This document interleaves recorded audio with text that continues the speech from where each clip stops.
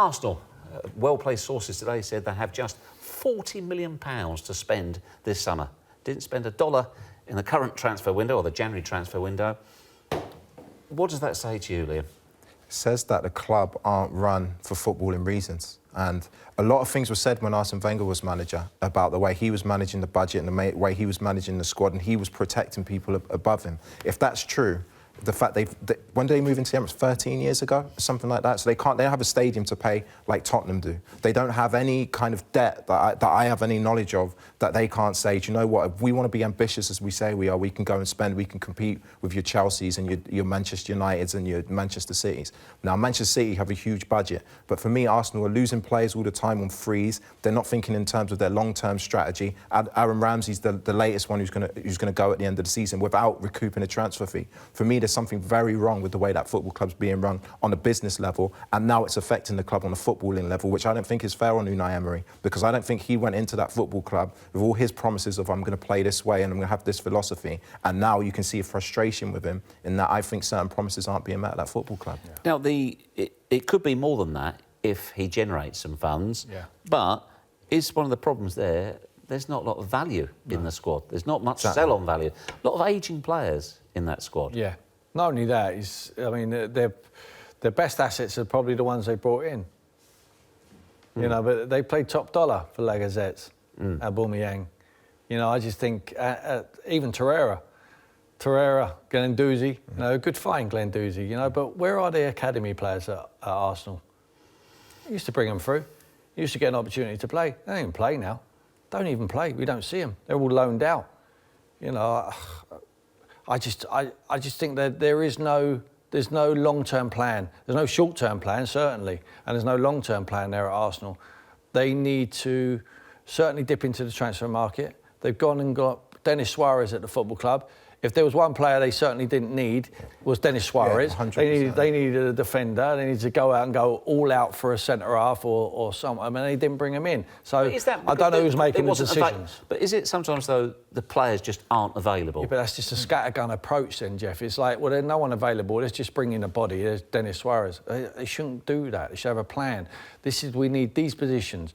Now, if you're identifying them right and your recruitment team are working hand in hand with the manager, which they should be, then they should be able to find it. If it's not your top of your list, it should go down the list to your number 3, and he will be available. You know, you can't miss out on free targets. I know it's a difficult market in January, but they certainly... listen, Unai Emery has done a decent job. That run of games, he had 20-odd games of undefeated, was a fantastic run. But have they moved on, really, Arsenal Football Club? Of course they haven't. Of course they haven't. They've stood firmly still. Well, the other, obviously, the elephant in the room, if you like, is Mesut Özil, because not just transfer fees, but wages, £350,000 a week. Do you think they will potentially, not necessarily give him away for free, but take a huge hit on him just to get him off the wages? I think so. I think it's run its course with Mesut Özil at Arsenal. I think he's not Unai Emery's type. I think Emery wants to be organised. He realises in this league you need 11 players to be able to play at a high intensity to win the ball back. He's a high press coach. Now, Mesut Özil does cover ground. I've seen a lot of people speak about, hang on, look at the stats, Mesut Özil covers ground. He covers ground, and if you look at statistics, it's not high intensity distance. It's distance covered, which is a completely different thing. And the way Emery likes to play at Sevilla, you tried to do it at PSG, you tried to do it at Arsenal, is to press high up the pitch at high intensity. Now, for me, that's why he's not playing. And the saddest thing about it is the one player for me that fits the 10, who was absolutely outstanding against Chelsea when they won the game, is Aaron Ramsey. And now he's leaving to Juventus on a free. That tells me, if I was Unai Emery, I'd be extremely frustrated, not with just things on the pitch, but things going on above me. But what can he do about that? Well, he's a head coach. He can only work with what he's got. He's a head coach. He can only work with what he's got, and he can only work to the budget that the board set him. Now, for me, that's not enough. If Arsenal fans rightly want their team to be challenging with your Manchester Cities, challenging with your...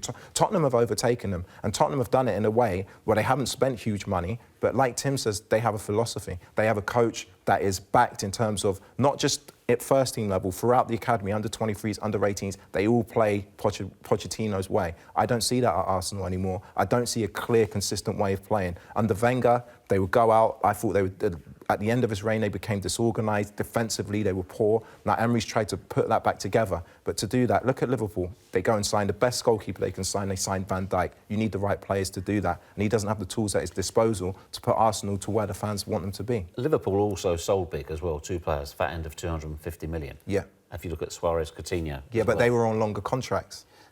So they had value. That handicap them. But what I was going to say to you both was, would it ring more alarm bells for you with Arsenal only having 40 million to spend in the summer, as opposed to if Tottenham said, we're not going to be spending a lot this summer, they can cope with it, they can handle it a lot better, because Arsenal just aren't set up. Well, the reason Tottenham can cope with it a lot better is in a period of 5 years since Mauricio Pochettino has been at Tottenham, they've signed 27 players. Now, if he can't build a team with 27 players brought into the football club, then he's got a problem. Of course he can. So he doesn't need so many, but he's been there 10 minutes. He's come into there, he's been there a year now, Unai Emery. He needs bodies. He's had one transfer window. You've got to give him at least 3 or 4 transfer windows to bring his own people in. Now, with £40 million, what are you going to bring in?